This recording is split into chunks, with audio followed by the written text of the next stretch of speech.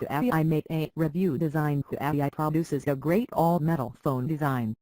By now, there's no denying it. Huawei is able to play on the same level with established industry brands such as HTC, when it comes to delivering quality all-metal designs. The Mate 8 is a beautifully crafted, all-metal design with a subtle curve that employs many of the design characteristics we're familiar seeing in the Mate series. And for something adorned with a 6-inch screen, it doesn't feel oversized at all, as they've kept it pretty svelte and lightweight.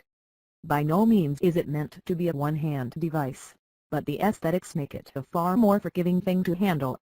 Many things about the phone's design have been meticulously thought out, like the arrangement of its SIM slot, which fashions together the microSD, nano SIM, and microSIM slots into a singular unit.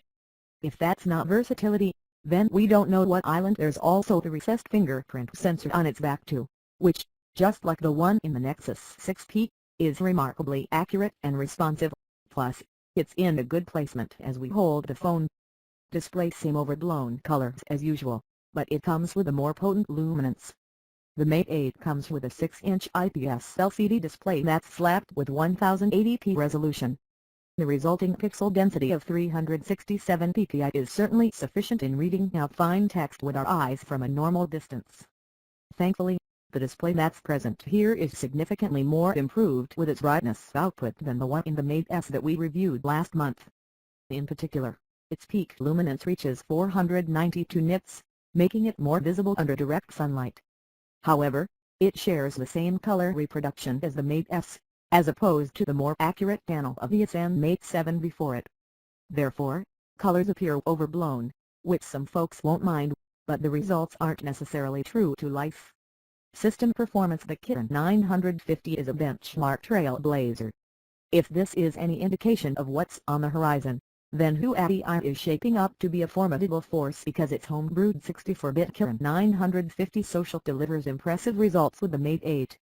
Our particular review sample features 3GB of RAM, but there's another model with 4GB. Either way, the benchmark scores far off the roof. In reality, the processing power propels every action to be accompanied with a pleasant level of responsiveness, but we wouldn't say it's as tight as the Nexus 6P's performance with stock Android. Still, it continues to impress with its better-than-average graphics processing performance, accompanied with 32GB of internal storage. While the other variant comes with 64GB, we can all sleep knowing it's not going to be an issue because there's room for expansion courtesy of its microSD slot. Camera. You'll relish over its vast shooting modes and controls, but the quality of the camera leaves more to be desired. Love and care is abundantly evident in the phone's camera hardware. The features a 16-megapixel 1/2.8 Sony IMX298 CMOS sensor. That's paired with an f/2.0 aperture lens, phase detection and autofocus, tri-axis optical image stabilization, and a dual-tone LED flash.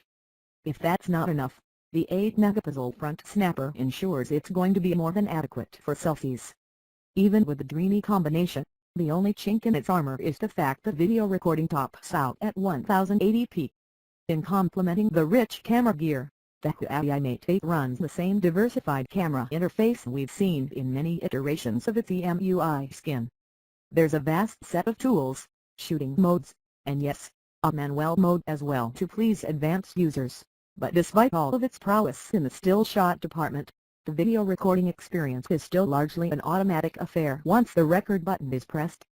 Indeed, there are manual controls to preset parameters like the focus, but once it starts recording, they can't be adjusted on the fly. Great battery life that won't disappoint. You wouldn't believe it by looking at its slim profile, but Huawei is somehow able to stuff a 4000 mAh battery into the Mate 8's body.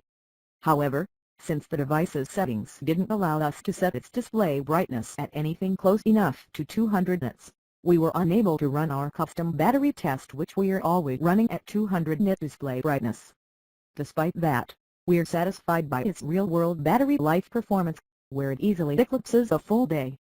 By the end of the night, we find the handset generally around the 40% to 50% range, which is impressive in our books.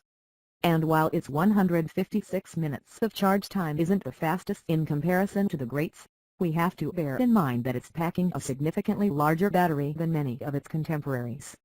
Conclusion: Huawei's sudden surge is evident. There's just no arguing how they've turned things around in just a year.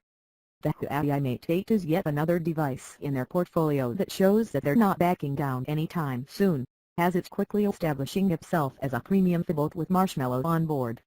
In all fairness, there are several great things about the handset, like its premium all-metal design, long-lasting battery life, and exceptionally quick processing performance, but at the end of the day, its high price point makes it a tough sell.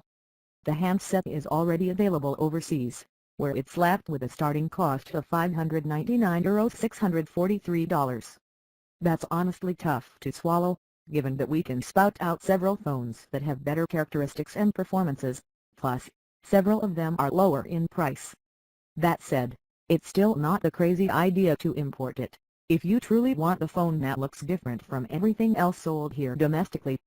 Software version of the review unit, Android version, 6.0 build number, NXTL29C900B116 kernel version, 3.10.86G4